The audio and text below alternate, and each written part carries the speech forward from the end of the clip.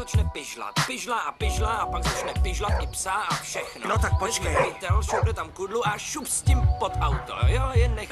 Hele, a co To je metro? od Paříž. A kontroláři, co? Jo, Robocop. Ano, nemáte lístek, prosím vás? Tak to teda nic pro mě. Mně je tu fajn s krávama, jo.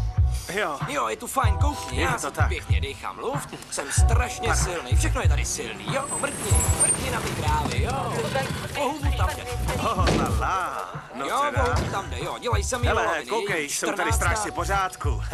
Tak co Jo. strážníci? Zdar, mládeži. Jaký byl lov, co? Tak co, jak se daří? V pohodě. Máte se? Tak pánové, ne. klídek. Tak jdeme. Jo, jasně. A žádný hlouposti. Ano? Tak ať Jebu. pěkně berou.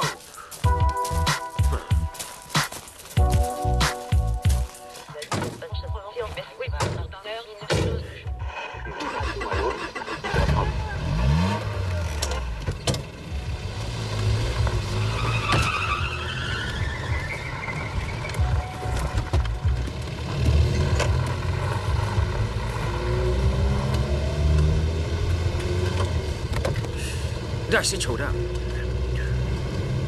Ty kouříš?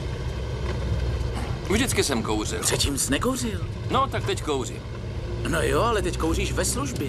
Teď on taky kouří. Jo, ale on je šajba, ty seš jen ucho. No a ty seš co, No, ty? jak staří manželé.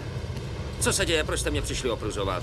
Minulou noc bylo na hřbitově v Loupání. Na hřbitově jde o profanaci. No jo, tak to byla profanace a na základce taky. To bylo v Loupání, hňupé. 2 za den, začíná se to hejbat, co? Tak jo, začneme na hřbitově, jsem dnes v dobrý náladě. Naval Weigla. Co je to dneska s tebou? Nic není. Proč jsi naštvaný? Nejsem naštvaný, kouříš. No a ty si myslíš, že mě neštveš, když do sebe leješ jednoho panáka za jsme ve druhým? službě, jste kurva kohout.